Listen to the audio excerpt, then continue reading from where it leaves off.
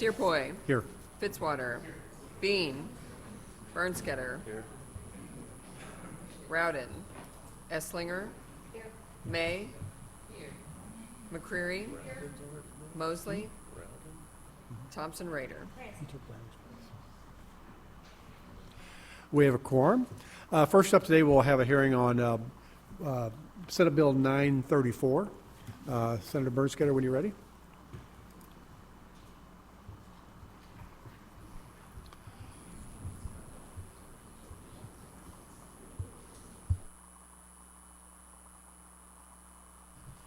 Thank you, Mr. Chairman, members of the committee. Like the chairman said, my name is Mike Bernskoetter, presenting Senate Bill 934. This act provides the Public Service Commission shall consist of 7 members instead of 5, and provide that no more than 1 member shall be appointed from each congressional district, and at least 2 members shall be engaged in production agriculture. We have these power lines going across our state, and you know, they want the farmers to feed the world, and they keep taking their land from them, and I'm just trying to come up with a solution where we can actually feed the world and not worry about all these crazy policies that they come up with out east, and then they take our land away from us to try to help the people out east when they have these policies that have nothing to do with us. Simple. Very simple bill. Thank you, Senator. Any questions for Senator Bernskoetter? Seeing none. Oh, I'm sorry. Senator McCreary, please go ahead. Good morning. So the definition of actively engaged in production agriculture, you know, within agriculture, forestry is part of the agriculture industry, for example. So Well, this is a comment. is there any flexibility on how you would define that so that it includes all the different forms of agriculture? Or do you mean- The definition that I have is agriculture crops, livestock, poultry, milk or dairy, fruit or other horticultural products and fish. So I don't know if horticultural products would include trees. Is that what you said, trees? Well, yeah, I'm just Forestry? generally when we're talking about agriculture, it also includes, it's a wide Right. range of things, including forestry. So I just wondered if that was anything that you were open to. Absolutely. Okay. And then within St. Louis County, there's a lot of, the agriculture industry is really important to St. Louis County. So there are a lot of people that are involved in the agriculture industry, but they're not like actively engaged in production agriculture. Do you have any flexibility on if You somebody mean like who, crop sciences and stuff? yeah, like a scientist that would work for Bayer, for example? Like, is that close enough, or you want them to be actively, like they actively have to have, you know, fish? I mean, I guess it just depends on your definition of production agriculture. You know, Yeah. well, I guess we did define it down here. Though. Yeah. Yeah. Okay. Yeah. We can talk about that. Okay. I just want to start the conversation because, you know, we have this one power line that's going across, but I've heard there's going to be a lot more, and so I think we should talk about this. I agree. Looking forward to that. Thanks. Any other questions for Senator Bernskoetter? Seeing none. How many people want to testify in favor of this bill? How many in opposition? Okay. First in favor, please come forward. Anybody testifying, please leave a witness sheet. And when you start, tell us your name and who you represent. Can you hear me now? All right. Well, good morning, Mr. Chairman, members of the committee. Ben Travel's here on behalf of Missouri Farm Bureau. I want to go on record in support of this legislation. We sincerely thank Senator Bernskoetter for bringing this legislation forward. You know, whenever it comes to owning and operating a farm, there's nothing more inherently important than property rights. And you've heard from our organization time and again about the need to keep property rights top of mind whenever making decisions, and that is fundamentally what this legislation is all about. In the last few years, especially between the bipartisan infrastructure law and the Inflation Reduction Act, we have literally seen billions of dollars poured into federal green energy incentives. It quite honestly could be described as a federal green web, if you will.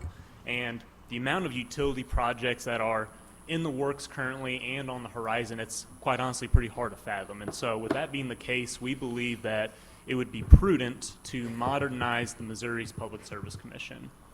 Now, the PSC is an incredibly important commission. The amount of duties and decisions assigned to this commission, it's no joke. But with that being said, considering the changing times as it relates to utility projects and the reality that many of these projects will span across large geographic areas, we believe that there should be geographic representation on the PSC. Now, as you all well know, the PSC is currently comprised of 5 commissioners appointed by the governor and approved by the Senate. This legislation would call for that number to be increased from 5 to 7, and would require that not more than 1 member be from a single congressional district. Furthermore, as already discussed, considering the impact that many of these utility projects will have on landowners across our state, this legislation calls for at least 2 of the commissioners to be involved in production agriculture. And the idea behind that is to help ensure that there are individuals on the commission who truly understand the inherent value of property rights. So, as Senator Bernskoetter said, this is to start the conversation. At the end of the day, we at Missouri Farm Bureau, we believe that we as a state need to find a way to balance a need to ensure grid reliability, energy security, and property rights. You know, times are changing, and change is always hard. But that does not mean we cannot work today to set ourselves up to be able to navigate that changing time to the best of our ability, and that is really what is at the heart of this legislation. So with that, I'd be happy to answer any questions. Thank you. So the Farm Bureau is assuming that if they get 2 people that match this description, they will fight off eminent domain requests? Is that the hope, or is it's that really just to help ensure that there are individuals on there whenever weighing those decisions. Again, I go back to how we believe that there needs to be a balance between grid reliability, energy security, and property rights. And so really it's not so much to ward off projects. We're not saying no to projects. We just want to be sure that voices are being heard when decisions are being made, and that balance is being Well, it just seems to me, I properly remember achieved. what kind of caused a lot of this is grain belt, Correct. up north. And their initial request was denied by PSC because they didn't match the requirement of being a utility. Mm-hmm. And then they went back and they handed off 500 megawatts or something, and that's when they got their thing. So it sounds kind of like that worked okay in the sense that they weren't a utility until they were. But I guess we'll see. I appreciate that. Any questions for this witness? Senator May. Good morning. I just wanted to clarify something. So I was reading the bill. You said that we're adding 2 members right now, and you said they have to be from, each member have to be from A separate congressional district.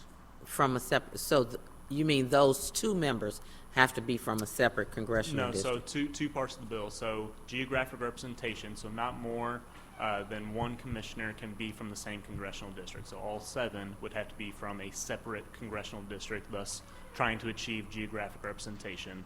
And then the second part is at least 2 of those commissioners, as the bill is currently drafted, being directly involved in production agriculture. Okay, and it doesn't matter which congressional district that individual is from, that's agriculture or? No, ma'am. Okay, and what we have, 8 congressional districts? Correct. So we're leaving out 1. Mhm. Somebody gonna be without representation?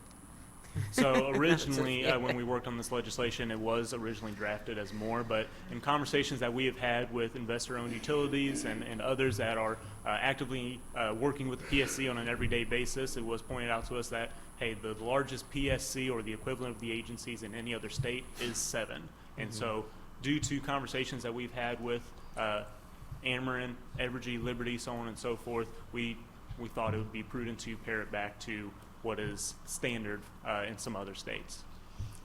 Very good. Thank you. Thank you. Other questions? Senator McCray. So one of the things I'm grappling with on this bill is that a lot of the investor-owned utilities that are regulated by the PSC are in areas where they're not necessarily known for being farmland. So like out in areas that a lot of folks stereotypically think of Missouri agriculture land, there's co-ops and municipal utilities. So can you talk through how you can sort of justify having it, it feels like a disproportionate impact on Sure. the customer footprint of an investor-owned utility. Yeah, no, that's a fair point, and I know Senator Searpoy and I have had that conversation as well. And I mean, you are absolutely right. When we have looked at the map, and a lot of You're absolutely right. A lot of our members, a lot of farmer and rancher members are in rural areas. Oftentimes it's the electric co-ops, not investor-owned utilities. We do, though, have members that fall into investor-owned utility territories. But again, I go back to this is kind of new ground that we're seeing here with some of these projects that are coming online, transmission lines and other utility-related projects. And so due to the large geographic areas that they are going to be spanning, the decisions that the PSC is going to be having to take on here in the next several years, it is going to be impacting citizens outside of IOU territories. Great, thank you. Any questions? Seeing none, thank you very much. Thank you. Next person in favor, please come forward.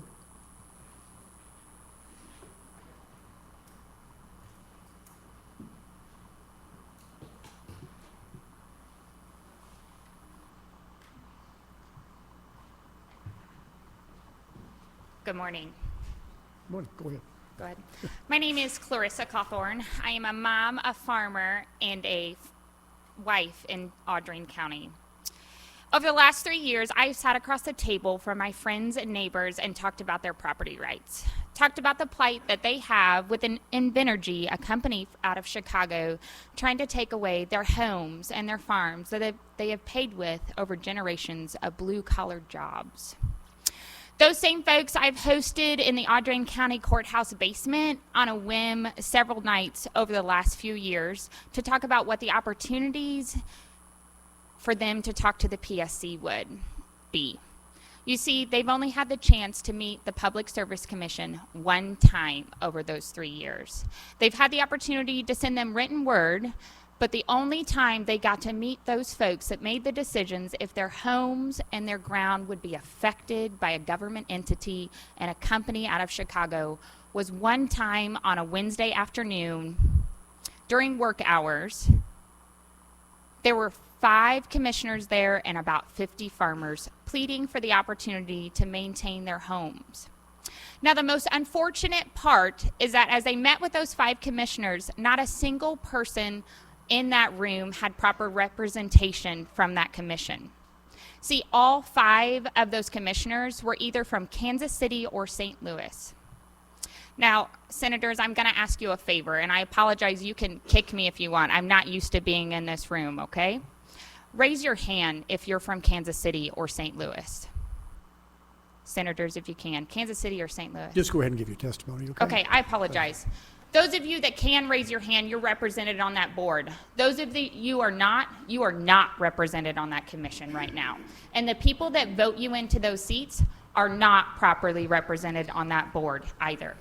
The only question that I had been asked by the PSC was not how this would affect my community, but yet who I was related to and why my last name was Cawthorn. It is unfortunate that my friends and neighbors are going to lose the land that they care about and the places that they hope to live for generations. Thank you for your time today. Thank you. Questions? I do. Senator May? So this might be for Bernskoetter. Is this going to be, are they going to have Democrats and Republicans on this as well? Is that going to be a stipulation? It's not in the legislation, it's just somebody involved in production agriculture in 7 and 8 congressional districts. That's a requirement today. Okay. Well, can you add so many Democrats and so many Republicans? So many African Americans? Right, today that requirement's there, that they're split up, so, right. So it's, I think that would continue. We can make sure, but I think that would continue. Okay. I also want to add, Hmm? since we're adding agriculture, I want to add African American as well. So it can be, make sure it's diverse Okay, for race. thank you. Any other questions for this witness? Seeing none, thank you very much. Thank you. Next person in favor, please come forward.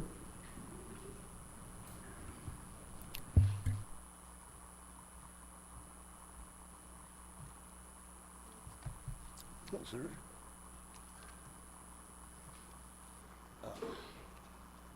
Hello.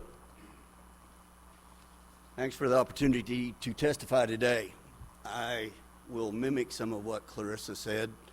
There is no representative for the farmland on the Public Service Commission. Every power line that comes across the state or goes into the cities. Sir, what's your name? I'm sorry. I'm sorry, I'm Wiley Hibbard, farmer in Rawls County. Riley Hibbert. Oh, thank you. Raise some cattle too. But the all of those power lines go across farmland. So just to say that co-ops aren't regulated by the Public Service Commission doesn't mean we need any representation on there is a fallacy, because every mile of power line that goes across the state is taken from a farmer.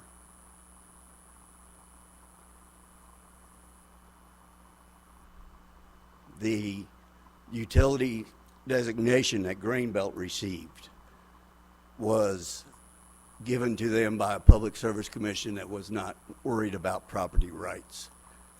Grainbelt does not have an office. They never sent out an electric bill. They don't have a customer, and they don't have any electricity to sell. But yeah, the Public Service Commission said they're a utility. We just need somebody to get some common sense in there. For instance,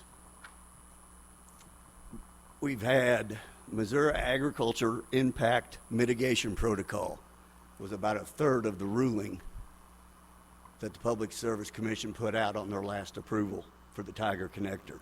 Before that, we had the Landowner Bill of Rights. Before that, we had the Landowner Protection Protocol. Now, I've asked Senator O'Loughlin, and she has yet to be able to respond to me on how many complaints the Public Service Commission received from landowners and what actions they were taken as a result of those complaints. We have all of these supposedly protocols to protect the landowners, but there has not been one recorded over the last 10 years, not one recorded complaint or no action taken in behalf of the complainer. So, I don't know if it's farmers or whatever, something needs to be changed. The last hearing I was at, the commissioners that were there, 2 of them slept most of the time. And the other ones came and went and was gone. And that's very important to the farmers and the landowners in our area, because it is their livelihood, it is their homesteads. And these gentlemen can't even be bothered enough to stay awake. So please give us some relief. I don't know what it's going to be, but it has to be something. Thank you. Any questions for this witness? Seeing none, thank you very much. Next in favor, please come forward.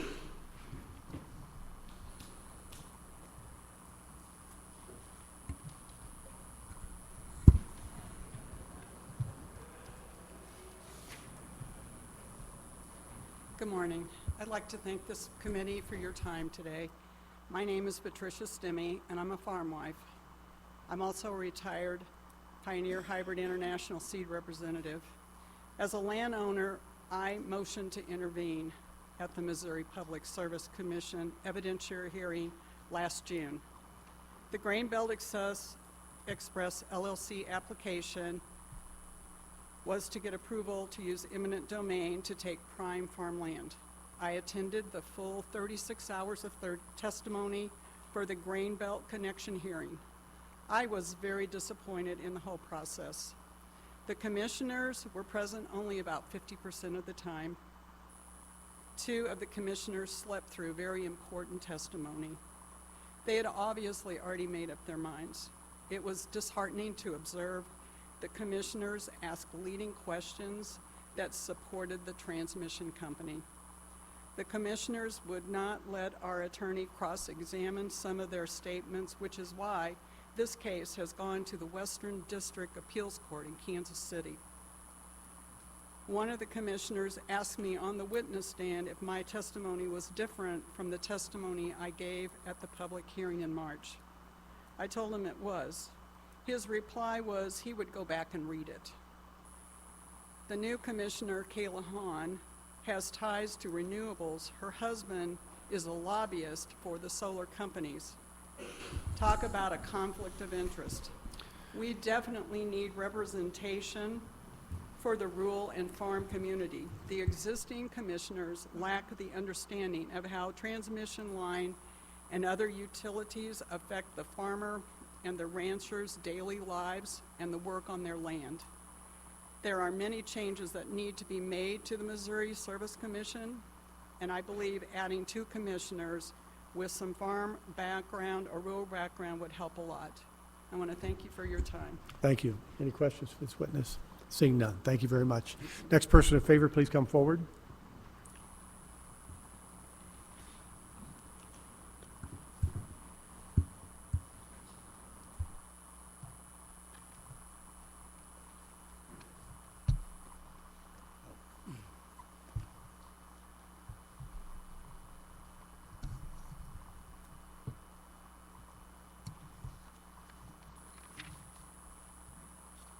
Mr. Chairman and members of the committee, thank you for this opportunity to speak in favor of Senate Bill 934 today. I have just a brief statement that I'll just get through pretty quickly here. My name is David Carpenter.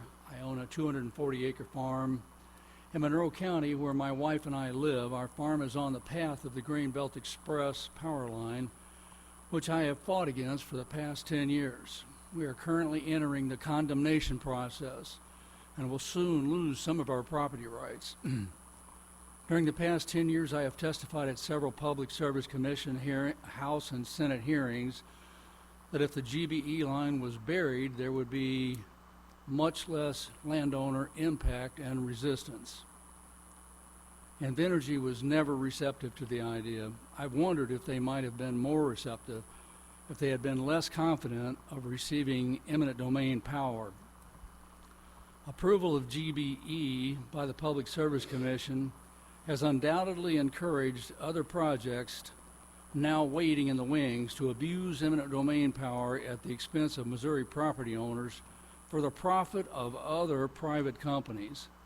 I support Senate Bill 934 in its stated purpose of adding 2 new commissioners to the PSC to better represent agricultural interests, and requiring 3 of the commissioners to have agricultural background will assure a better understanding of the impact of siting projects through the middle of farms and over or near existing structures, including buildings, terraces, waterways, ponds, etc. Things that farmers understand.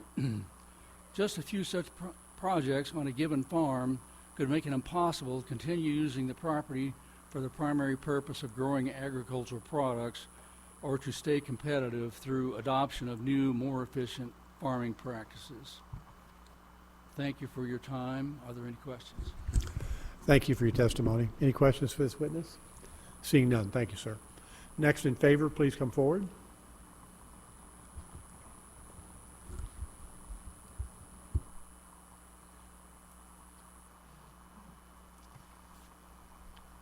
Thank you for seeing us today. My name is Roger Fisher. I'm the Western District Commissioner for Callaway County. There's a lot of things going on in this world today that's different than it was in the 30s and the 40s and the 50s. And the uniqueness of the PSC to guard over the public's trust and look out for the public in a situation where we have monopolies that provide us with electricity. It's very important.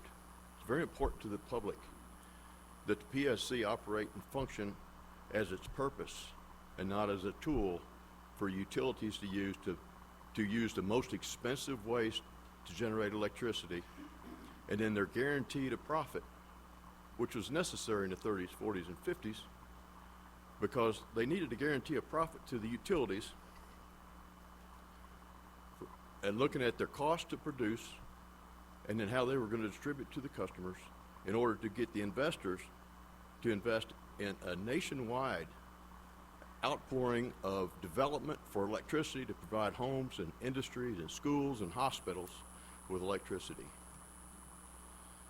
Today, the PSC is used as a leverage for the utilities to find the most costly form of electricity, not the most common sense, not the most effective way to make electricity, but the most costly, because they operate on a cost-plus system. The PSC guarantees cost plus, whatever it costs, plus a profit margin to give the investors a return on their investment from a dated industry investment scheme to provide electricity for Americans across the country. Today, we have a situation where I question the PSC's effectiveness and the purpose of where this has gone. So many of the commissioners now have gone to work for the very people who have come before the PSC in the past. It seems to be an avenue to a great job afterlife. But regardless of that point, the more it costs, the more they make. If it costs $100 million to produce a certain amount of electricity, or if it costs $500 million to produce the same equivalent amount of electricity, Sir, could you stay focused on the merits of the what bill? I'm coming to is without more representation on the PSC, what we have is a system that has now allowed 5 commissioners to be subject to the lobbyists of the utilities across the state. And I feel that by adding some rural representation, we're adding another component to this PSC, and perhaps it can operate more in the favor of the public's good. Just for instance, there seems to be no customer for the Tiger Express, which is an offshoot of the grain belt that once come across the state of Missouri. There's no customers. Those hearings were held in private. We don't know who that customer is. But the city administrator of Kingdom City, Larry Doyle, shared with me 2 years ago at the courthouse in Fulton that he had been talking to 2 cryptocurrency companies that want to come to Kingdom City. And cryptocurrency, folks, if you haven't done any study or research on the internet about how much electricity cryptocurrency utilizes and it requires to generate Bitcoin and other types of cryptocurrencies, you need to take a look at the internet, folks. You mean to tell me that the American people, the people in the state of Missouri are going to pay more in electrical rates so that we can subsidize production of electricity to cryptocurrencies and perhaps as close as Kingdom City, Missouri, right here in the heart of our state? We've got solar companies coming in with no place to go with their electricity, buying up leasing over 12,000 acres of land in Callaway County alone, right in the same vicinity of Kingdom City. Kingdom City happens to be exactly where the Tiger Express is supposed to end, and no public information is being given out who that customer is and what could require that much. There's also understanding that Ameren may be putting in a new utility substation in Kingdom City. That alone tells me there's no new growth in Kingdom City. Where's that electricity going? But again, do you have any comments about this bill? What's that? You're talking about power in general and the no need. We're talking about adding how, PSC I'm commissioners. talking about how the PSC has wandered away from its true public service. Okay, I'm you made that sorry. point. I know I'm going off in these endeavors, but there are so many things that are so black and white that there doesn't seem to be working in the public's favor. Okay. It seems to be more geared towards helping utilities gain more profit. One of the other ones I would like to point out, I mean, this is simple. This would be considered 10th grade science experiment.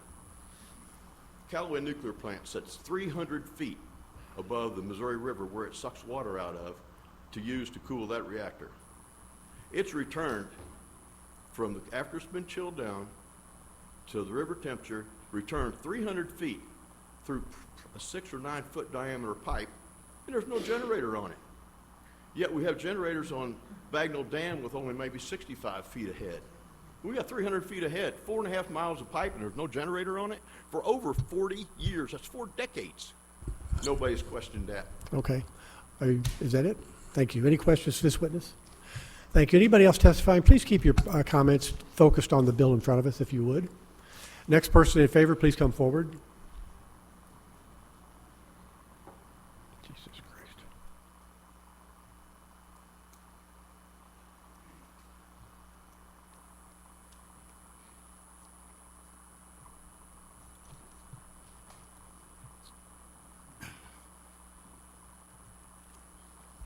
Thank you, Mr. Chairman, committee members, for allowing me to share my story.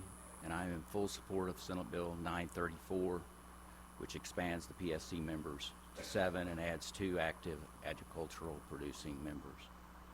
I'm Charles Greg Crawford. Our family has been farming for 4 generations spanning over nearly 100 years. Let me read this statement, and it's a short statement, a few minutes. The federal government is pushing and funding solar and wind projects in rural heartland of America like we've never experienced in modern history, which is removing the most valuable productive land that has fed this nation and has sustained the rural communities and counties. These projects are going to result in more than ever transmission line applications, filings to cross even more productive farmland. The way the PSC is constructed, the entire state is not represented. The 2 large metropolitan areas, St. Louis and Kansas City, has all the members and representation. There's no members that have the best interests of rural communities or agricultural landowners. The citizens in the entire state need representation. A majority of the large transmission lines don't cross metropolitan areas, but rather cross the most productive farmland. So there needs to be some members to have the working knowledge and understanding of potential detrimental impacts to the financial livelihood of agriculture producers and landowners with these types of projects. We have a Thomas Hill transmission line that runs across one of our farms, which is much smaller and far less environmentally intrusive than the proposed Grain Belt Express and Tiger Connector transmission lines. So I can speak firsthand from experience. The construction process causes extreme compaction of the soil that takes years to restore, which results in reduction in yields, lower production, and economic loss.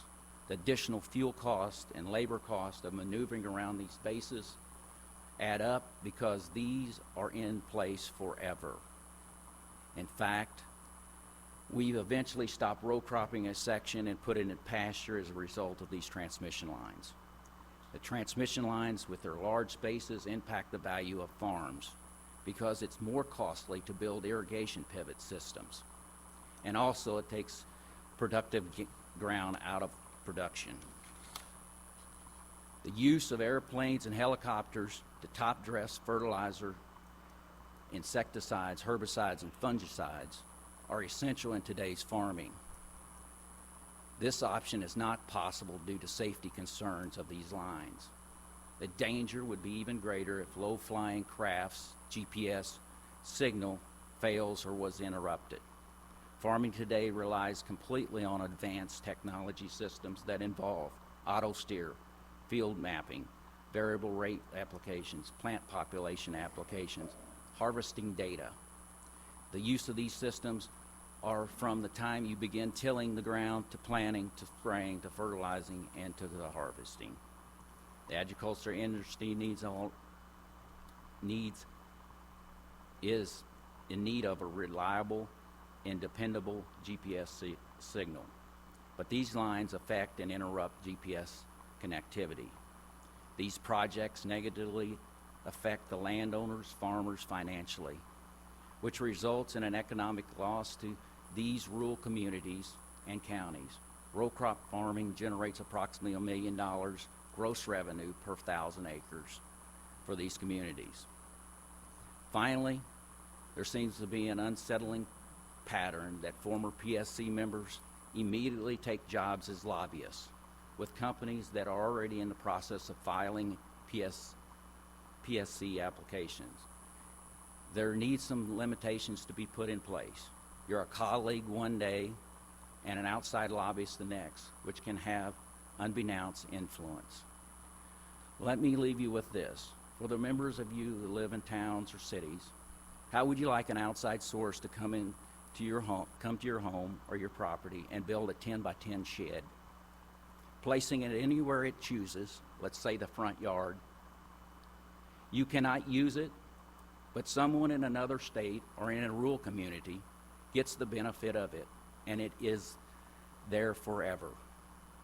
This example would not affect your livelihood like the farmer, but does it make sense? Doesn't it make sense that the agricultural producer needs representation when a majority of the transmission lines cross rural America and Missouri? I'm in favor of Senate Bill 934. It's very important, and it needs your support. Thank you for your time. Thank you very much. Nice testimony. I appreciate that. Anybody have any questions? Seeing none. Thank you very much, sir. Anybody else? How many more people in favor? Okay. Please come forward and be as concise as you can.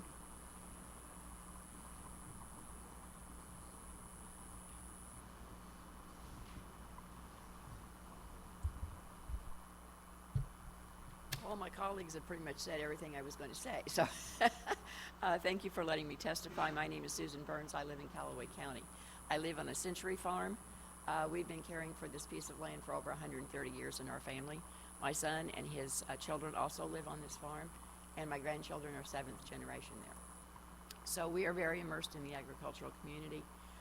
Missouri is very important to us. My family's been here since 1812, and agriculture is our life. I want to quote a little bit from a book by Robert Bryce. He says, excuse me, I have to take my glasses off. He says that in order to achieve the Biden administration goal of supplying electricity from wind and solar sources by 2035, they will need a staggering amount of land, 350,000 square miles of wind, 35,000 square miles of solar. That's 12% of the continental United States. So Missouri is going to be impacted by this, and the PSC is going to have to provide siting information and approvals for where these things are allowed to go. And a big portion of our land is going to be taken from us. To move the electricity from the rural counties and areas where it's being generated to the cities where it's going to be used will require 240,000 miles of new wire. That's enough wire to go around the world 10 times. So we are going to be greatly impacted by this. The mission of the PSC states, quote, "We will provide an efficient regulatory process that is responsive to all parties and perform our duties ethically and professionally." There are 6 million people in Missouri. 2.06 million of them live in rural areas. That's 37% of the population. 37% of this population is not being heard by the PSC, is not being considered, is not being listened to. We need to have some agricultural productive experts as commissioners so that they can work with us on our concerns. I know that we don't buy most of the electricity. I even called the Missouri Co-op to verify this. There are 37% people, 37% of the people live in rural America. 30% of us get our electricity from the electric co-op. But that's not the issue. It's not where we buy our electricity. It's the fact that we produce the electricity for all the rest of the population. It's our land that's being impacted. It's our farm practices that are being impacted. And we need some consideration and some help in getting those things placed appropriately. We need the PSC. We need someone that has expertise in current farm practices to understand how production works and help us in getting these things cited. I listened to a man testify at a GBE meeting in Mexico, Missouri, and he was in tears. And he said, "I have a cattle operation, and the grain belt is going across my land, and they are going to go through my wooded place where my cows calf." And I asked them if they would move it 400 feet to the east or the west to allow those trees to stay in place so that my cows can calf there, and they would not do it. So this is the kind of thing that we're facing. There is no accommodation for us. There is no help for us. So having these 2 additional commissioners with the agricultural production experience will give us a voice in this government issued thing. The governor appoints these. And he always said, I heard him at the governor's breakfast say, Missouri is #1 in agriculture. I can tell you, as these solar farms and these wind turbine places come in, Missouri will no longer be #1 in agriculture. We're going to be an industrial wasteland. And so some practices need to be set up and some parameters set, some siting concerns need to be considered.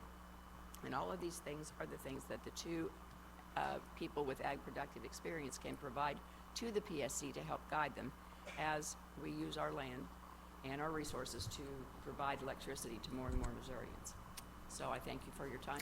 Thank you. Any questions for this witness? Seeing none, thank you very much. Next in favor, please come forward.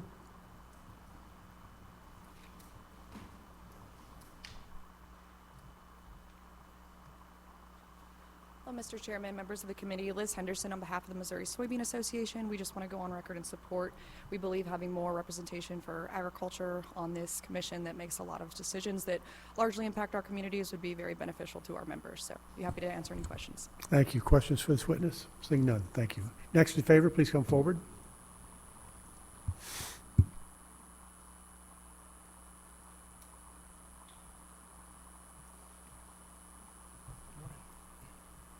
Good morning. My name is Jacob Knable with Missouri Corn Growers Association. We would like to also go on the record in support of Senate Bill 934. I just wanted to quickly share with you our MCGA policy, and it goes, quote, MCGA recognizes the importance of conserving agricultural land for future generations and opposes the unnecessary use of eminent domain to convert agricultural lands to other uses. So I'd like to quickly just kind of explain, when we talk about preserving agricultural land for future generations, it's important to remember that the different types of projects that are being approved by the PSC don't just impact this generation of farmers, it impacts future generations of farmers as well. Especially just a relevant example here, this past year we had a pretty significant drought in Missouri. There are many, many farmers out there where if they had unirrigated acres out there, they dried up and lost those crops entirely. And so whenever you start putting in projects like these transmission lines that are taking tools out of a farmer's toolkit to have those options to potentially irrigate that field, suddenly we're expecting farmers to continue to produce more food on less land because that's ultimately what we're facing. And so with that, be happy to take any questions you may have and reiterate that we support agricultural representation. Thank you. Any questions for this witness? Senator Bean.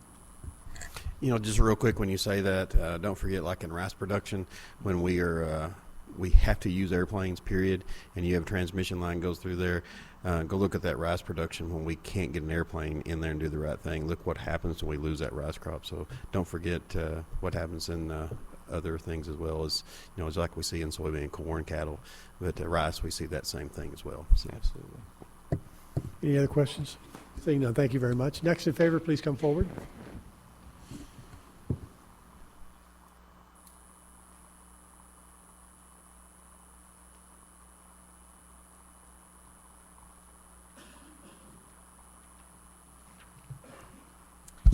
Lisa Panett with Armor Vine.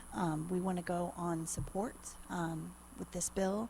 And really, I just want to say, after hearing the testimony of all the farmers that showed up to testify on this heart-wrenching taking of their land, that there's a responsibility for this body as well that confirms the members of the PSC.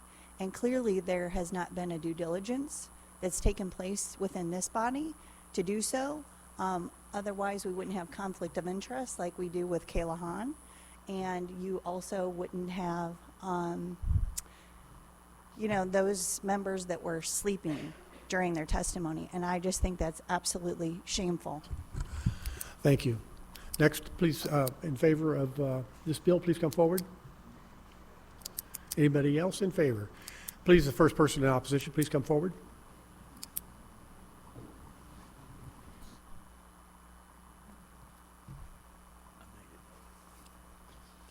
Mr. Chairman, members of the committee, my name is Brent Stewart.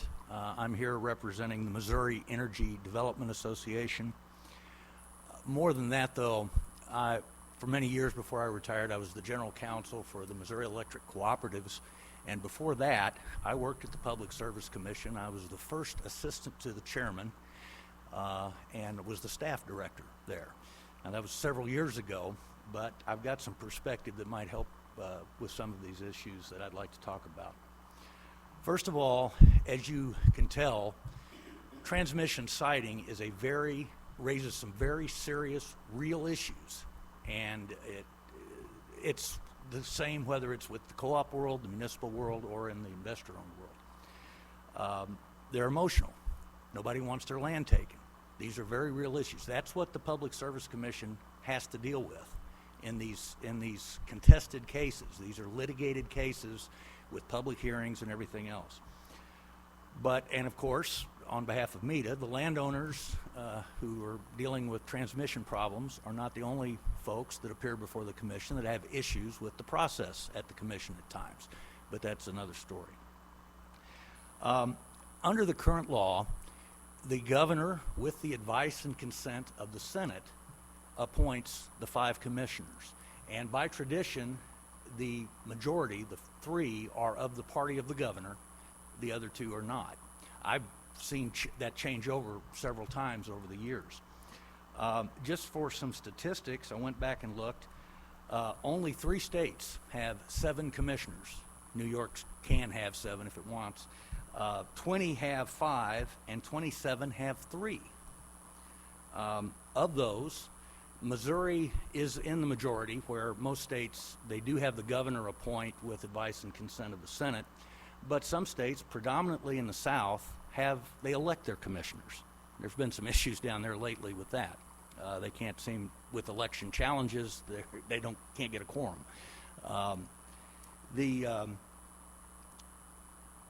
When the governor appoints commissioners, and by the way, there are 2 vacancies now. 2 commissioners are sitting on their expired terms. So right now, and if Garrett was here, I'd tell him this, my friend from Farm Bureau, that maybe he ought to go visit the second floor, because there's nothing at all stopping the governor from appointing 2 members involved in production agriculture. And again, in my co-op world, I'll tell you, there's nothing wrong with having people in production agriculture dealing with the electric business, transmission, distribution, the whole thing. That's the co-op world. In fact, the chairman of Associated Electric Cooperative is a cattleman. He's with the cattlemen's big operation in cattle. And all throughout the co-op system, you have, most of those people are in production agriculture. So there's nothing wrong with production agriculture. They certainly can do the job. Don't want to be misconstrued about that. The governor, when he appoints, at any given time, will look at who's currently on the commission and who needs to be on the commission in terms of background and expertise. That's been the case since I first got out of law school. In fact, at the time, this was the Callaway rate case. At the time, Governor Joe Teasdale made a campaign issue about putting a consumer advocate on the PSC. And sure enough, he did. Commissioner Slavin was appointed to the Public Service Commission. Shortly after that, Governor Bond had a vacancy, and he pulled the sitting public counsel, Jim Fisher, and put him on the PSC.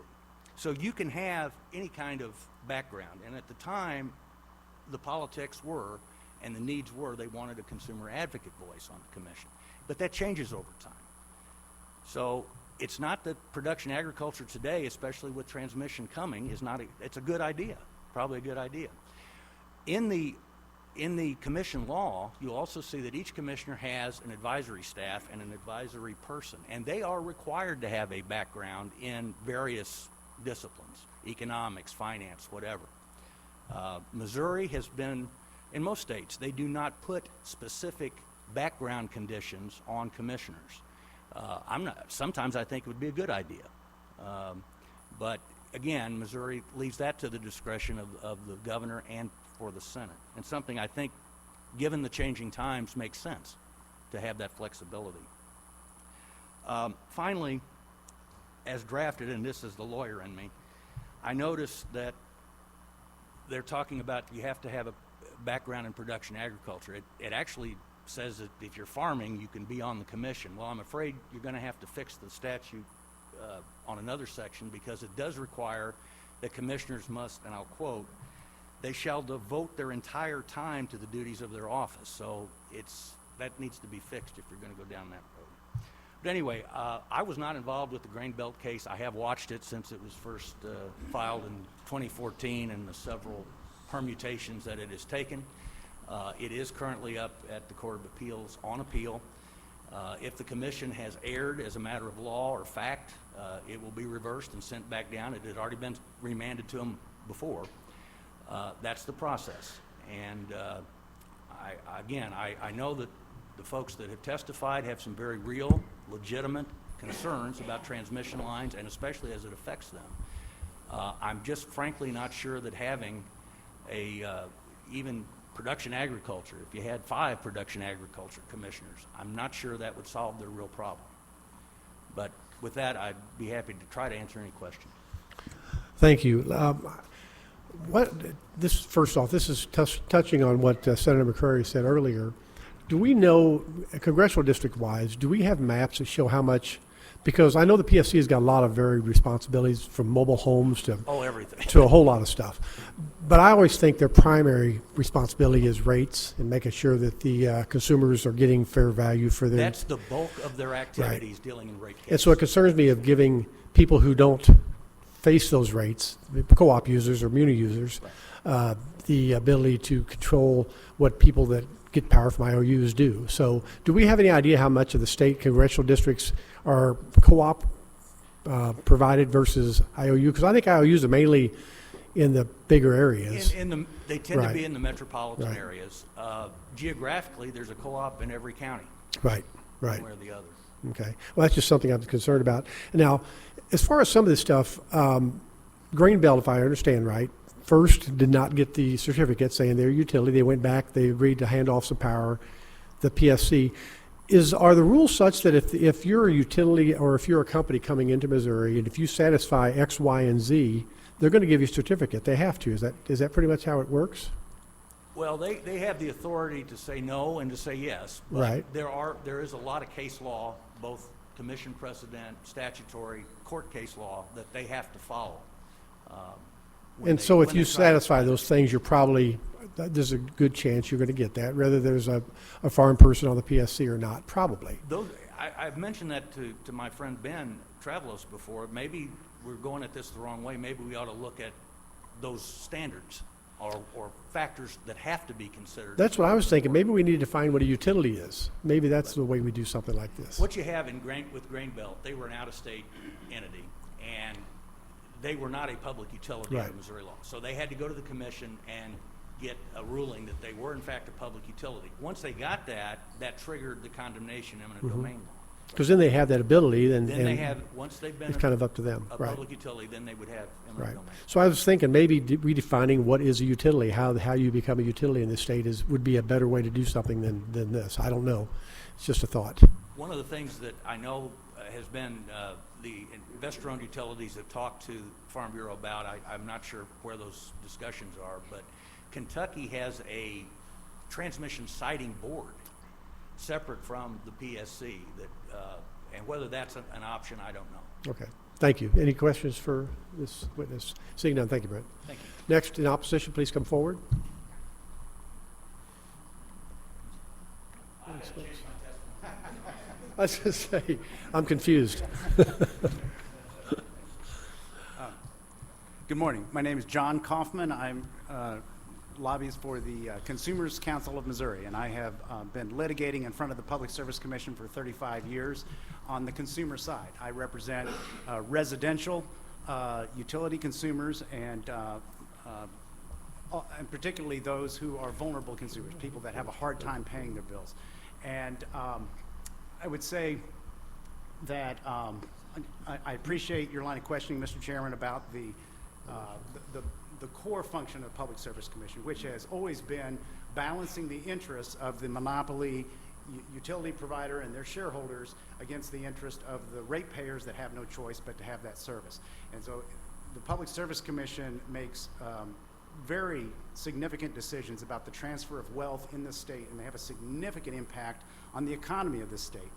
And over the years, there have been other public interests that have gotten into the Public Service Commission. Of course, economic development, environmental policy, eminent domain, all these other issues are also there. But in my mind, the core function remains balancing this interest. And it's a complicated balancing interest. And part of my concern is that the more you bring these other external interests into their world, the less the consumer interest is paramount.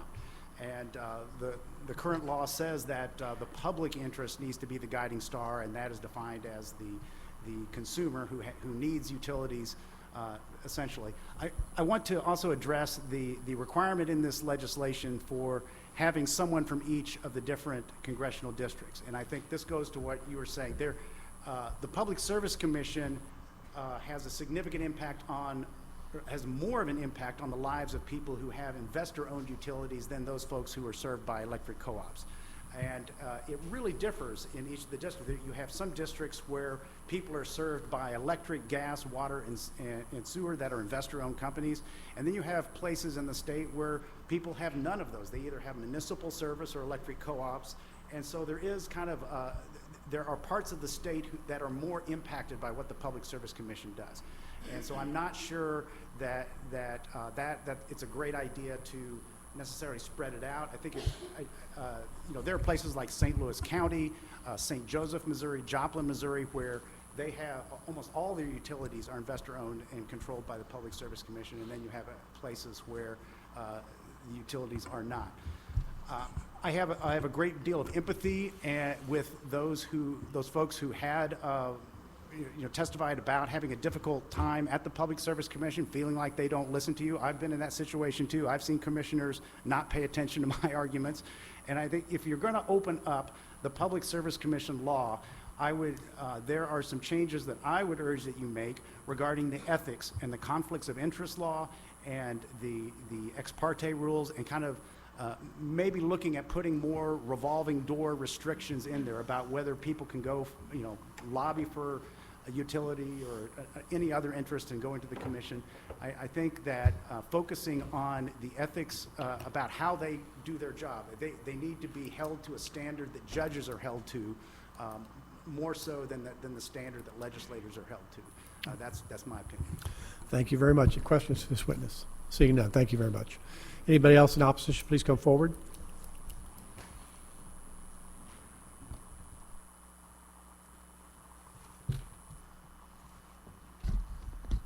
Mr. Chairman, members of the committee, Larry Ployce with Spire, Missouri Natural Gas. I have to say that lightning not striking here today when I'm testifying on the same side of a bill as Mr. Kaufman is probably something, but it is 80 degrees in February, so maybe, we got some anomalies working. I'm not going to repeat what's already been said. I appreciate the conversation around the fact that it's a starting point. I think one of the things that we're kind of looking at here, and first of all, we operate in 2 other states where there's only 3 commissioners, in the South, in Mississippi and Alabama. I don't know whether there is a magic number of commissioners. I think 5 is actually one to work from and can incorporate these things. But I will tell you that from just some research, envelope research, I'd say that what the concern is here on the siding of power lines, and to some extent for us on transmission gas lines, is probably 5% or less of a commissioner's job. And so, I don't know if that community wants to be involved in all the other mundane tasks and rate cases that go on at that commission. And I've had that conversation with, some of the agriculture community, and they've been very receptive to that, and the sponsors' comments reflect that. So I also am a little cautious to say that we start designating, what advocation certain commissioners come from. To the senator's comment about a minority, I mean, you look at the number of dollars that are at hand in the commission's daily course of business. Should you have an investment banker on there? I remember a time getting long in the tooth, we had 5 attorneys. Now we have none. There's a lot of training. There's a lot of on-the-job training that has to occur. There's travel that occurs for these commissioners. How that blends into somebody that's in full-time agriculture, I don't know the answer to that. But I do appreciate the fact that this is a starting point. But I do wonder if we need to get down to the concept that they really, I see the perspective, need to have a voice in the siding of these things, and it needs not to be something that's in an advisory role. I can absolutely see that concept. With that, I'd be happy to answer any questions. Thank you. Questions for this witness? Seeing none. Thank you, Larry. Anybody else in opposition, please come forward.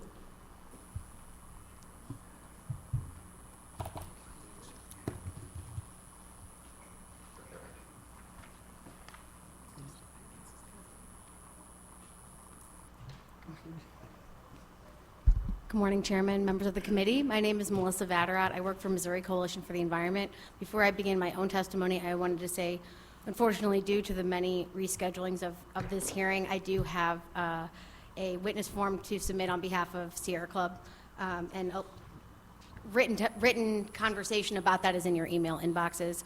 Sierra Club says that certainly reforming PSC is worthwhile, but they don't believe this is the way to do it. And that's all I'll say for them at this moment.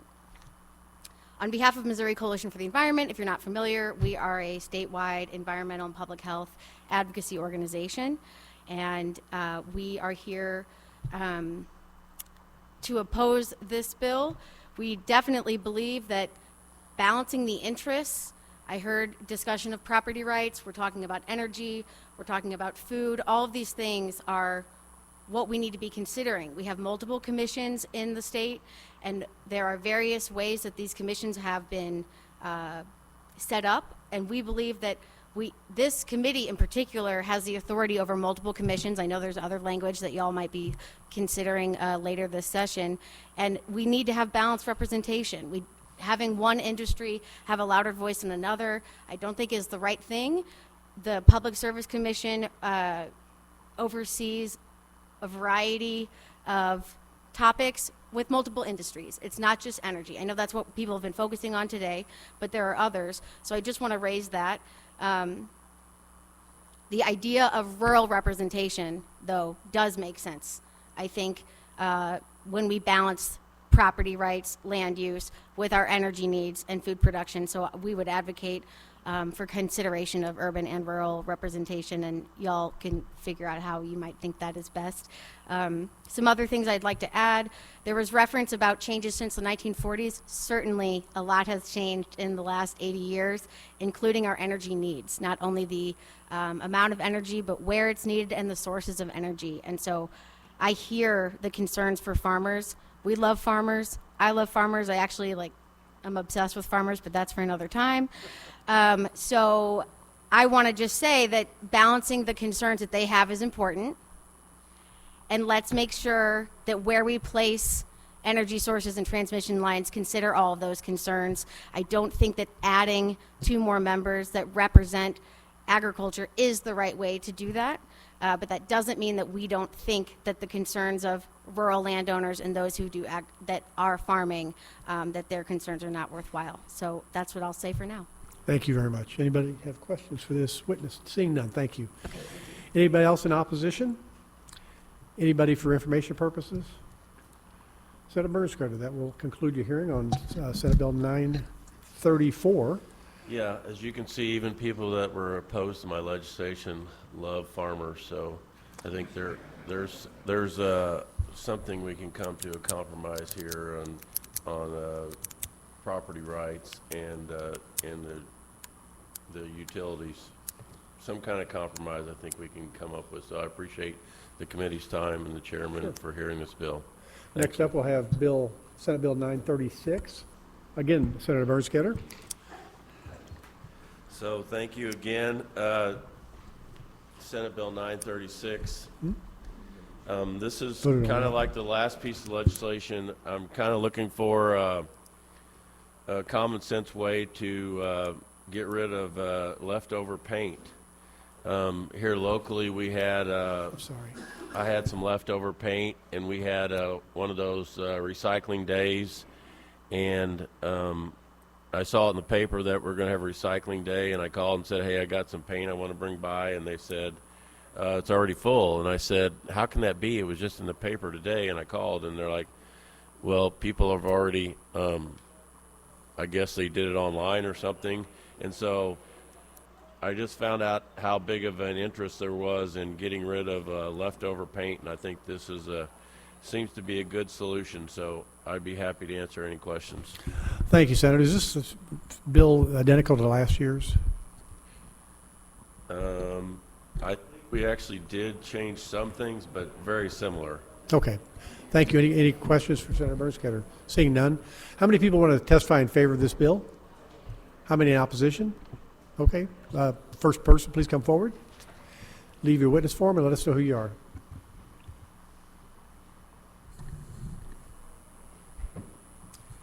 Thank you, Mr. Chairperson and members of the committee, for this opportunity. My name is Steve Pinkosby, and I am the Director of Sustainability for Paint Care. I'm here representing today the American Coatings Association. ACA represents the paint and coatings manufacturers across the country. Paint Care is the product stewardship program of the ACA, and I have previously and proudly served as the Minnesota program manager for over 8 years. This bill would establish an industry-led, manufacturer-funded program for the recovery and recycling of leftover paint in the state of Missouri.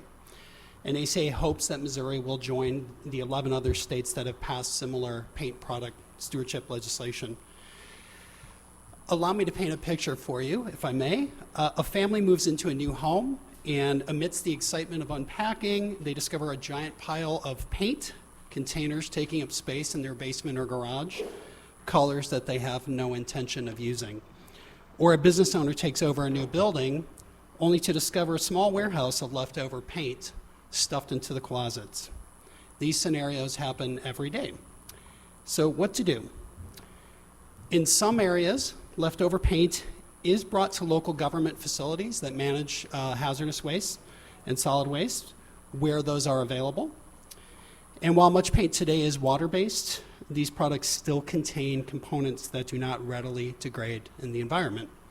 Therefore, water-based paint must be fully dried out before it can be disposed of. A very time-consuming process for consumers. I don't know if you've ever had to do this, but watching paint dry is not a lot of fun. Other leftover paints are oil-based and are considered hazardous waste at the end of their life. So that necessitates special handling and proper management in order to handle those safely. This bill will enable the industry to collect leftover paint directly from consumers, both homeowners and businesses, divert it from landfills, and recycle as much of it back into paint as possible, then responsibly manage the rest. A fee would be paid by paint manufacturers that becomes a part of the purchase price of paint. All of the reporting, remittance, and administration of this program is an obligation on the manufacturers, and I just want to highlight that. It is not an obligation on retailers, and as paint manufacturers, we want to run this program as cost-effectively and efficiently as possible. So how does this program work? Well, we make this a reality partly by expanding the number of collection sites to increase convenience and access to all consumers across the state, primarily by working with retail stores, the very place where consumers are purchasing their paints. Paint Care recruits and works with nearly 2,000 participating retailer partners across the country in those 11 states. They all voluntarily agree to participate on the collection side of things. And they understand that collecting paint from the public is a value-added service for their customers and hopefully brings more foot traffic in through their stores. I'll also say that we directly engage with corporate offices, including big box retailers, in training their staff in order so that they can know more about the program and so that they can educate their customers about the program.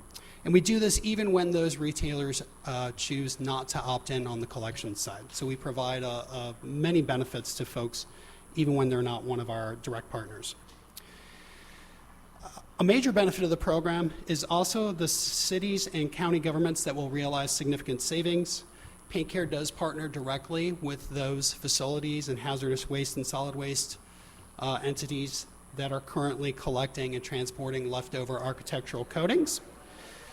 These costs are currently borne by taxpayers regardless of whether they are using the services. And just a little anecdote for you, in Minnesota in 2022, we reimbursed local government entities $2.5 million for their collection activities related to leftover paint. These savings can then be diverted to create new programs and services for other emerging or problem waste streams. I'll also add that under this bill, there is zero cost to the state of Missouri. In fact, Paint Care, on behalf of the manufacturers, we do reimburse our oversight agencies in all 11 states. In this case, the Missouri Department of Natural Resources would be the oversight agency, and we reimburse them for their oversight and compliance services. After the law is passed, we also would work closely with MDNR to develop the program plan, including an appropriate fee structure. but MNDR ultimately retains authority to review the plan and approve it. Then Paint Care would begin the process of recruiting voluntary collection sites, identifying transporters and paint processors, training local, municipal, and retail staff on what to collect, and disseminating outreach materials to educate consumers how to buy the right amount of paint, and if they have leftover paint, where to take it for recycling. Since this program began in 2010, Paint Care has collected over 71 million gallons of paint, both solvent and water-based, and we're able to recycle about 75% of that back paint-to-paint recycling, with the rest being responsibly managed according to EPA's solid waste management hierarchy of highest and best use. This program is a win-win for the state of Missouri, and ACA strongly urges you to consider passing SB 936. I would be happy to answer any questions you might have. Thank you. So on states where this is working, what's the fee? Is it a per gallon fee or per? It's a per container size fee. So the fees vary from about 30 cents for pints and quarts up to as much as $1.99 for 5-gallon containers. Okay, and so that's just the manufacturer pays that at the wholesale level. I mean, they pay it, and then Lowe's, Home Depot pays that. So the consumer never sees those fees. The fee would apply to all manufacturers. So what typically happens is the manufacturers apply that fee. It ends up as part of the purchase price. Usually gets passed on down to distributors and then ultimately consumers as a transparent fee. So who annually reviews this to see if the fee is proper, see if it's too high, too low? Yeah, so I can give you the Minnesota example. We submit an annual report to the Minnesota Pollution Control Agency. They'll review that report. We also provide audited financials for each individual state program. So they review that. They ask us any questions that they might have, but we do use third-party auditors. So if your fees, if it's generating too much, you'll back them off then going forward next year? ACA Paint Care maintains a reserves policy, and so in various states, I can give you some examples. In California, we were collecting more than our reserve policy, so we actually lowered the fees in that state. In the state of Vermont, we weren't quite bringing in enough to cover the expenses of the program, so we had to do a fee increase. So we are always monitoring that for fairness and to cover the program's expenses. I live in Lee Summit. They have a paint collection thing now that the city runs. How do you migrate that into this program then? Yes, we engage direct, and I believe we'll hear somebody from one of the local solid waste districts. We engage them directly, and we will contract with them directly. Basically how that works is we will provide all of the collection supplies, so boxes, liners, we'll provide the transportation, and we will pay for having that paint processed back into paint or other end uses. So over a period of a few years, then you kind of migrate all these public things into your system, so to speak? All those local government entities? Yes. Right. So typically what we try to do when a bill is passed, we have some time before it's launched. So typically what we try to do is get those entities on board before we launch so that on day one, they're going to be getting monies and we can direct the public to them as well. In terms of advertising and we usually have retailers ready to go day one as well. A lot of paint manufacturers have a retail presence. So we have some folks lined up and ready to go. We typically slowly smooth in advertising of the program so that everybody can get used to how it operates and nobody gets overwhelmed. Okay, thank you. Questions from other members? Seeing none, thank you very much. Yep, Anybody else in favor, please come forward.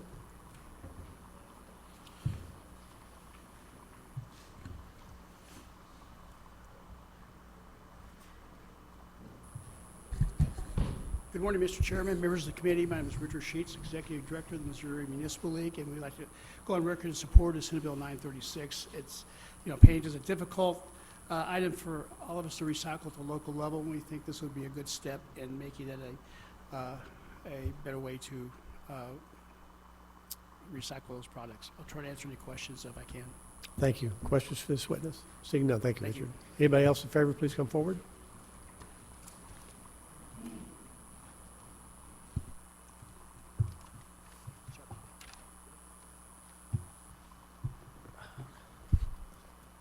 Mr. Chair, members of the committee, my name is Jack Gamble. I'm here on behalf of the Missouri Association of Counties, and we would just like to go on record in support.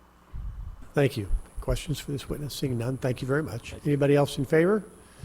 Anybody in opposition? Anybody for information purposes? Senator Bernskoetter, yes, ma'am. Thank you very much. Senator Bernskoetter, just a minute. I think we have a lady for information purposes. Information, yes. Okay. Good morning, Mr. Chairman and members of the committee. My name is Nacha Carpolo, and I am a senior planner with the MARC Solid Waste Management District in Kansas City. I will leave a handout and not go into the details of the program, but I do want to highlight just 3 points. One is that we know that there is a lack of services in the state of Missouri for the proper disposal of paint. And this program would definitely increase access to services, particularly in rural areas and also for all residents and businesses and organizations. The second point I just want to make is that the fee that's collected to support the infrastructure of the program in Missouri stays in Missouri. It does not go to support any other state paint care program.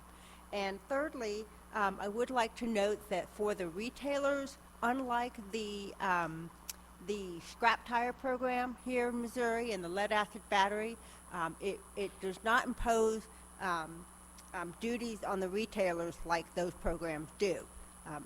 Like, for example, there's no reporting, there's no audits, there's no collection and paying the state back or any of that. It's really a seamless program. So it is a lot less burdensome for retailers than the scrap tire and the battery program. So I thank you for your time and appreciate it. Thank you for your patience. Thank you. Anybody have questions for this witness? Seeing none. That'll conclude the hearing on Senate Bill 936. Next up and last is Senate Bill 947. Senator Thompson Rehder, when you're ready.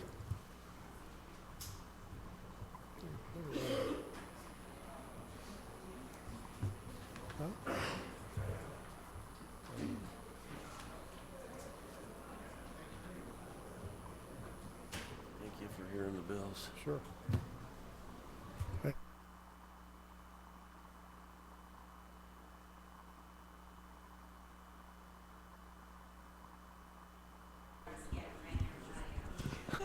The three that are left are waiting anxiously to hear your testimony.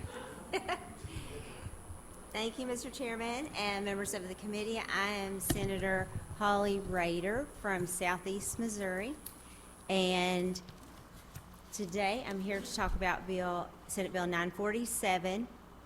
This is a bill that's come through this committee before, so I know that you guys are familiar with it. What I would like to point out is that I actually lobbied this legislation as Director of Government Affairs for a cable company. So negotiating franchise agreements was my job for many years across 13 states as Director of Government Affairs. So franchise fees and the intent behind the language that's currently in the bill is something that I worked on personally as a board member of the Missouri Cable Association and on behalf of the cable industry that I worked for and also had my personal business in.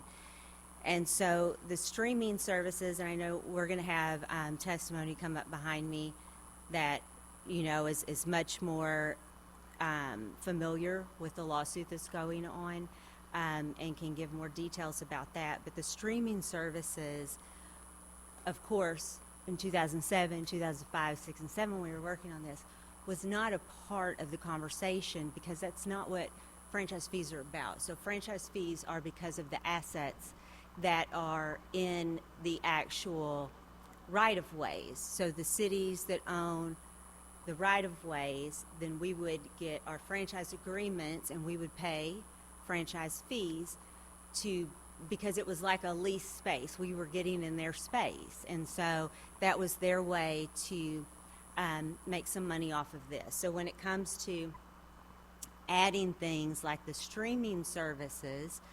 that would have been the same thing as, say, at that time, as a cable company, we had like 30 premium channels at the time. You had Disney, you had MTV, you had CMT. So that would have been the same as like if we were charging all of them to go across those lines because their product was going across the lines. That is but we didn't, because that's not what franchise fees are for. It is for actually utilizing the space, because you have the actual assets, the physical property that is in those rights of ways. And so that's what this bill is about, is just making that more definitive, because of these lawsuits that are actually happening in many states, trying to get additional fees. And then let me just add as a caveat, as with all industries, any type of a fee increase like that ultimately gets passed on to the customers. And so fixing this is preventing our people, our constituents, from getting a tax increase, because that's exactly what this would be for them. And so I'm happy to answer any questions. And again, I know that there'll be people who are more eloquent of speech than myself that will come up and talk about these issues. Thank you. Yeah, like you said, we've heard this before, so I think people are Yeah. kind of familiar with it, so I appreciate that very much. Any questions for the senator? Seeing none. How many people want to testify in favor? How many opposed? Oh, okay. Why don't we start with the in favor again, just to be consistent, and come on up and give your testimony. We are winding down here. If we can finish this up 15 minutes, that'd be great. Very good. Thank you, Mr. Chairman and members of the committee. And thank you to our sponsor. My name is Sean Ostro. I'm here today on behalf of Dish Network.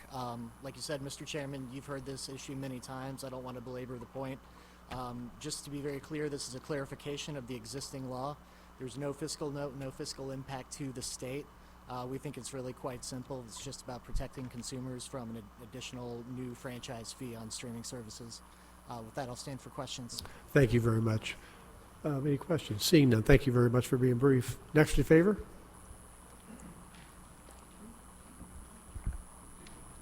Thank you, Mr. Chairman, members of the committee. My name is Jason Zamkis. I'm a registered lobbyist appearing before you on behalf of DirecTV.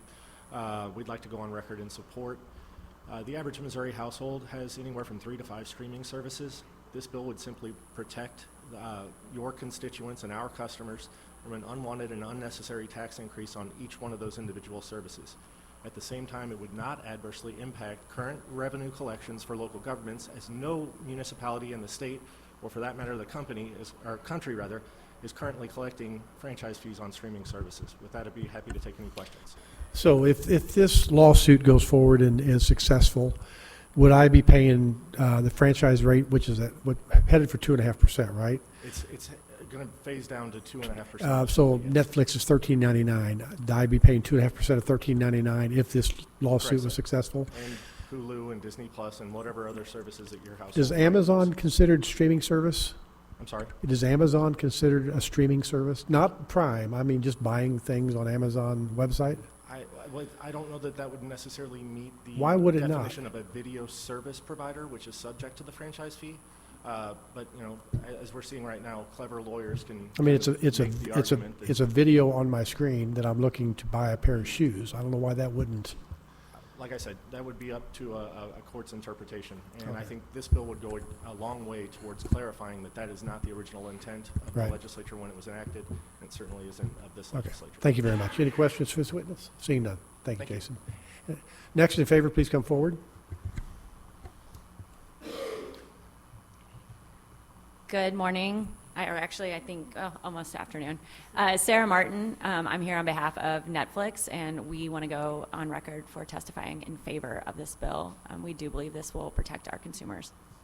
Thank you very much. Questions Thank you. for Sarah? Seeing none. Thank you. Anybody else in favor? First person in opposition, please come forward.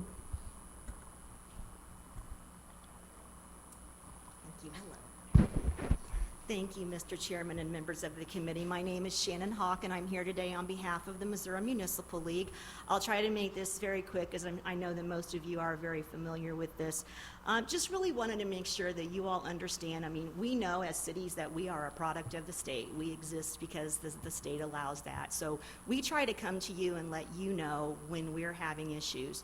Back in about 2017, actually it was a little before that, but in 2017, we started working with Senator Emery when we noted that so many of our statutes that we deal with on public right-of-way were becoming very antiquated. Most of those statutes date back to the 60s and 70s, and as most of you know, it's changed a lot since then.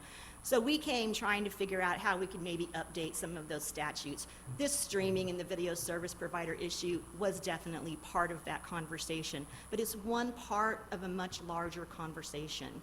So when finally it came to the Wayfair legislation in 2021, a lot of the stakeholders came together and everybody got a little piece of something. The streamers got some language in at 67.2680 that says cities cannot charge the tax. We just can't do it at 67.2680.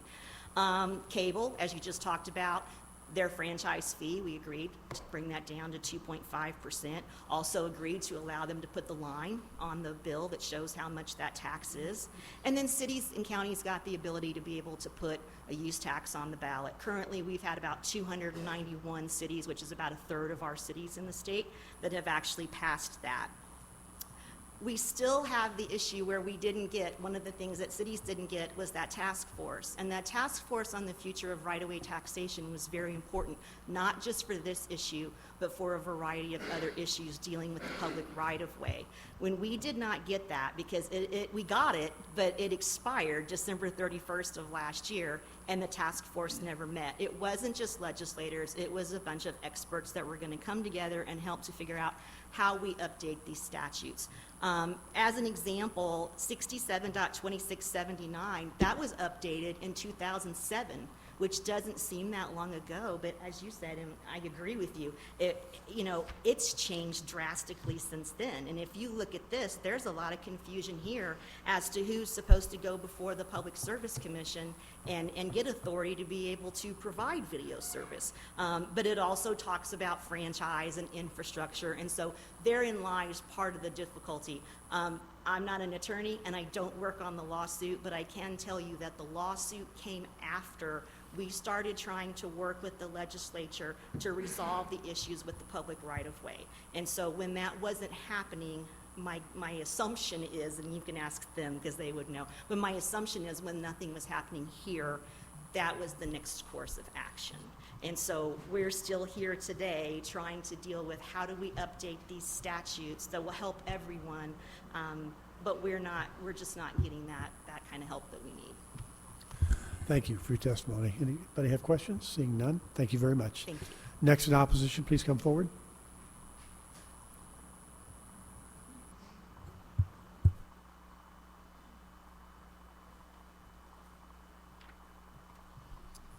Mr. Chairman, committee members, my name is Pat Kelly. I'm the Executive Director of the Municipal League of Metro St. Louis.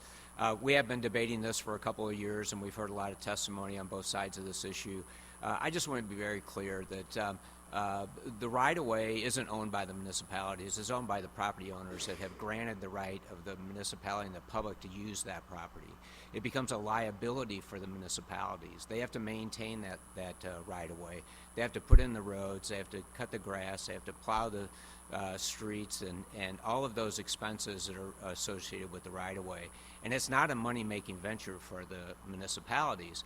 So if we're not going to charge a private company for the use of that right-of-way, it's not going to save the consumers anything. It's going to cost them money because they're going to have to somehow pay for maintaining that right-of-way. When it costs $1 million to put in a mile roadway, they don't do that through the fees of the right-of-way. They have to do that on the taxpayers' backs. And so it's not a consumer-saving process to eliminate the fees for using that right-of-way. And it is a fee. It's not a tax.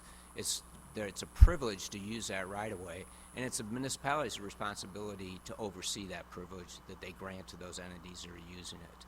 So without belaboring the point any longer, we are in opposition to the bill, and we look forward to the courts deciding whether or not the streaming industry is using that right-of-way. One other comment, we started to see the reduction in the franchise fees for cable, but has anybody seen a reduction in their cable bills? As a matter of fact, they've gone up by 25% last year. And streaming industries, if you look at, you can Google it pretty easily, they're all increasing their rates as well. Their rates are driven by the market, not by the fees that they're paying for using the right-of-way. I'll be happy to answer any questions. So part of the thing for the franchise reduction was the Wayfarer. Do you have any idea how much revenues have increased over and above what the franchise cut cost you as far as your cities? Because I know my city's rolling in money since they got Wayfarer. There's Amazon boxes I would say on. some cities are in a little bit better shape. We have, in St. Louis County, 49 of the municipalities, 49 of the 84 or 87 have passed the use tax. The county has not. And I don't, unfortunately, relate those two as to the right-of-way expenses, but I think the reason that Well, that was kind of cities the are- offset. We cut 2.5 and passed Wayfarer, which was, I think, much more lucrative for them than the franchise fee. But I think the reason that there's a perception that cities have so much money right now is really because of the federal funds due to the COVID It's a combination. issue. So, you know, the other to keep in mind is the revenues have increased, but inflation has gone up too. So But do you track what Wayfarer has done for your cities? Do you have any numbers on that? not individually, no. Okay.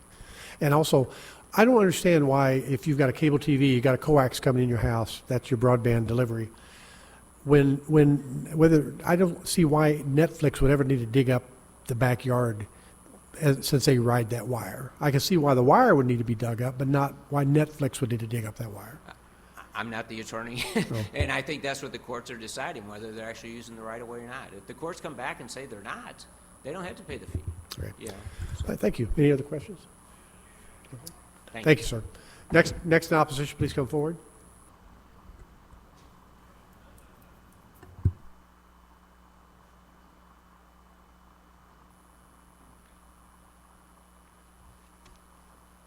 Mr. Chairman, members of the committee, Chase Campbell, representing St. Louis County, just going on record in opposition. Thank you. Questions for this witness? Seeing none. Next in opposition? Anybody for information? Okay. Don't fight over it, guys. Come on up.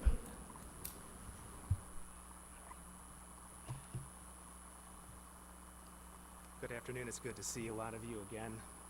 This has been my first rodeo. We've done this several years. My name is Steve Berezny. I'm an attorney from St. Louis, testifying in my individual capacity, but as many of you know, I also serve as someone was called clever counsel. I think maybe that was me. I'm the attorney for 422 Missouri municipalities in the Netflix Hulu case and the Creve Coeur litigation, and then also the same attorney in the Creve Coeur case against DirecTV and Dish. And I am here in opposition to the bill. One of the things I wanted to start with, and I know we'll go relatively quickly, this is called by the Dish witness a clarification. This is not a clarification. This is about interfering with pending litigation. And why do I say it's not a clarification? I mean, if you look at the act and what it's trying to do, it's always said since 2007 the definition of video service. It's video programming. We'll get back to video programming in your question about Amazon, but it's video programming. Video programming is something that's comparable to what was on television in 1984. That's essentially what the definition is. So you're talking about TV shows and movies, right? I mean, there wasn't much on TV in 1984. TV shows and movies, right? So it's TV shows provided through wireline facilities, located at least in part in the public right-of-way, without regard to delivery technology, including Internet Protocol technology. Okay, that's the original language, including Internet Protocol technology. And it says it's through wire lines in the right-of-way. It doesn't say through wire lines that the video service providers own, control, or operate. There's no such language in there saying that. And that's what the court in our case has said. So this isn't clarifying the original intent of the bill. This is changing it entirely. So an update on the, well, actually before the update on where the litigation is, I've also heard that this pass-through concept, that this is unfair to your constituents because Netflix and the rest of them will just pass this through to their clients. But remember where we were at a few years ago. The language of the bill didn't always make that pass-through mandatory. The original VSPA in 2007, it was permissive. It could be an either or. Netflix didn't have to. And what happened was the video service providers came to you all a few years ago and convinced you to make it mandatory. So to the extent there's a pass-through to your constituents, that's only because this body changed the law a few years ago to mandate that for your own constituents, which we said a few years ago wasn't a good idea. But the video service providers convinced you to do it, and now they're coming back here saying, look how unfair this is to your constituents. Well, they talked you all into doing that. So one thing that you can easily do is just repeal the mandatory pass-through and go back to what the language used to be so that your constituents would not have that issue. Another thing to also consider about the pass-through, even if you don't repeal the mandatory pass-through, you have to remember when people were, before a lot of streaming in the last several years, people had cable bills, right? And they may be paying $100 or $200, and if there was a mandatory pass-through, or if it was, they'd be paying 5% of $150, $200. Okay, now you maybe have 5 different streaming services for $10 a piece. It's going to average out to be about what you were paying on cable anyway, maybe even less. So I know the optics of, wow, I have to pay this 10 times because I have 10 streaming services. It's really no different than what you were doing before. It's just now you've chosen to have 10 different forms of entertainment than just one. Also, one thing Netflix hasn't told you is that they're paying something relatively similar. It's not technically a franchise fee, they call it something else, but they're paying something similar in Florida, even though they don't own, control, or operate those wire lines in the right of way. And then finally, one thing I know, we've talked about the task force, and one of the reasons why I think that that's important, there's been a lot of information that we've uncovered in this litigation over the last few years, some of which defendants have put under seal, and some of which they haven't. And when they put that under seal, it handcuffs me as to what I can tell you.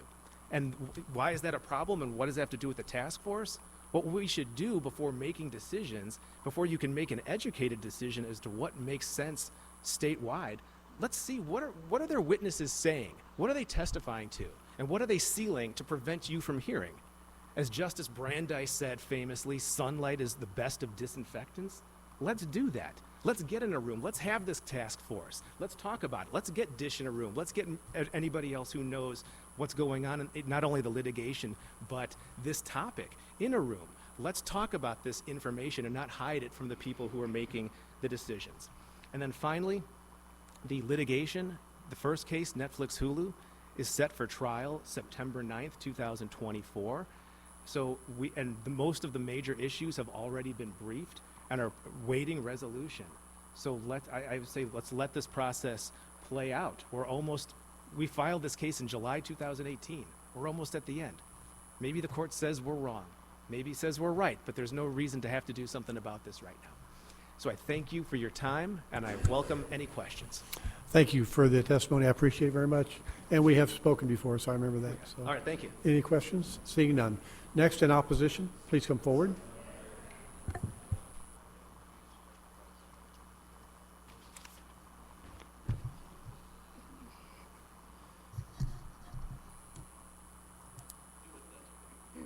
Thank you. May I proceed? Sorry, yes, sir. Just tell us who you are and proceed. Sorry Thank about you. that. My name is John Mulligan. I am a city attorney for University City. I'm a career municipal attorney. I was prosecutor there 25 years. I've been city attorney about 25 years. I've been involved in right-of-way issues throughout my career. I'm also class counsel along with Mr. Bresney in the Netflix Hulu case, and also counsel in the Direct Dish TV case. So I'm familiar with those issues in this legislation. I've testified before on similar legislation. Essentially, what this bill would do is exempt streamers from having to pay the same video service fee that its competitors have to pay. And that is contrary to the stated purpose of the Video Service Act passed in 2007. The purpose is to encourage and facilitate a competitive marketplace and encourage the deployment of new and innovative services, and also provide a predictable source of funding for franchise entities such as cities. That act specifically envisioned that there would be streaming. In fact, it states that the fee is to apply to internet protocol technology, whether provided as part of a tier, on-demand, or per-channel basis. So this act was never limited to just cable and the cable facilities in the right-of-way. And the language of the act is wireline facilities located at least in part.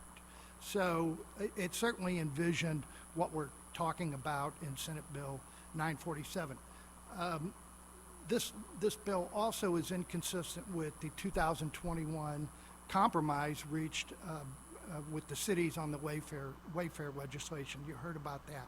Basically, the 2021 amendment, Senate Bills 153 and 93, amended the definition of gross revenues to exclude revenue from advertising, certain administrative charges, equipment rental, and certain service charges, reduced the maximum VSP fee from 5% to 2.5% beginning last year, ending in 2007, stepping it down 0.5% a year, and then added a particular note, a section prohibiting any new tax, license, or fee upon the provision of satellite or streaming service. So it's important to understand the impact of that amendment on the cities as well as the industry, the streaming industry.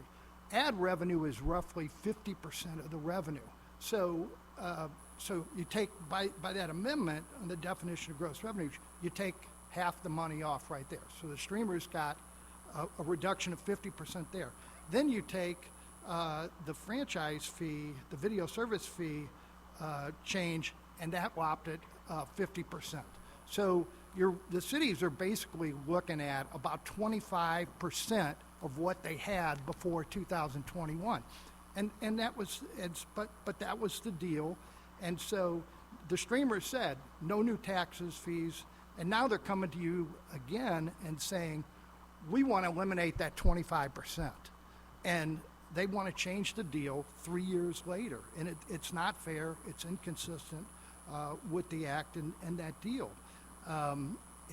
The cities need this money to provide services. We had a city council meeting last night, and there was a presentation on a survey of residents.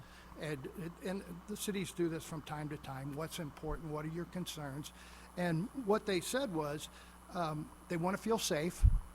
That's very important. And they don't want crumbling streets, right-of-way, sidewalks.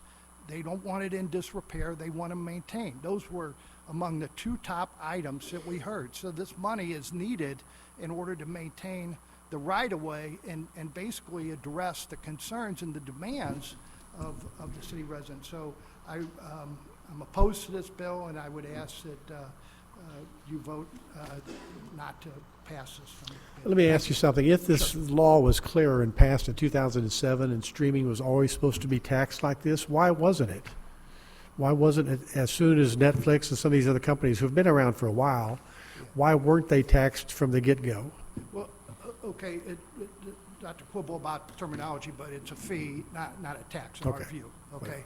And, well, I think it took a while for the industry to develop, and also these are very expensive lawsuits to file. I mean, when you're taking Not the on lawsuit, but I mean, when they first came out with this product back in 2005, 2008, whenever Netflix initially switched from a DVD company to a online thing, why didn't cities start taxing it immediately if the language was clear from 2007? Well, it was. But you guys It was didn't. subject to the tax, but they weren't being paid. But I've never seen cities be reluctant to tax something they could. And so why didn't you? So the 2007 Act states that the companies have to register with the Missouri Public Service Commission as a VSP provider, okay? And then they go to the city and they find out what the rate is, and it was based on the incumbent cable operator rate, 3%, 4%, 5%, the 5% cap. And so what happened was the video service providers, the streamers, refused to register with the state. And so they never registered and they never paid anything. And so the cities then saw this and saw that industry, gradually increasing, And it's not an easy lawsuit. It's not something like, oh, okay, we just noticed this yesterday and let's go file a lawsuit. It takes a tremendous amount of resources and planning to file one of these. We've been in court now for almost 6 years on this. Well, it just seems a long time between 2007 and you said the lawsuit was filed in 2019 or 18 or something. And it just seems like that's a big gap between if this was obvious and the language is clear. Maybe it was on dial-up back in the old days before broadband, I don't know, but it just seems to me that if the language is clear on this, it would have been something that cities would have said, hey, we can't let this get out of hand, we got to do something quickly, not wait 12 years before they file the suit. Right, and I think what probably happened was it just takes a tremendous amount of resources. It's not like it wasn't on the radar, and I've been doing this, I've been involved in cell tax litigation 2001, and a lot of times what I found in speaking to my colleagues, they say, great idea, you do it. You file the suit, you put the resources into it, and nothing gets done unless somebody steps up and does it. And so we were able to put together something to do it. Okay, thank you very much. Anybody have questions for this witness? Seeing none, thank you. Thank you for answering those questions. Anybody else in opposition, please come forward. Information purposes only. Senator Rehder, Thompson, do you have any closing comments? Yes, sir, I do. So just to clear up a couple of things that were said. So when the right-of-way is owned by an individual, as y'all know, whoever is utilizing that right-of-way has a contract with them, pays for that. And so that's one thing. And then keep in mind that when this language was written, cable companies, satellite providers, telephone companies, we were all trying to figure out our role, right? And this language is wrapped around trying to encompass everyone, but realizing that satellite companies didn't actually use the right-of-ways. And so that is what this language is very narrowly crafted, talking about. And we were also at the same time starting to package broadband in with the cable tiers, with the channel package tiers. Y'all remember the different tiers that we used to have. And so when you look at this language, that was the intent. That is what we were working around and working on with this. Streaming services were not a part of the equation in 2005, 6, and 7 when this was being worked on. So with that, thank you so much. I appreciate y'all's time. Thank you, Senator. That will conclude the hearing, and that will conclude our hearing today. Thank you.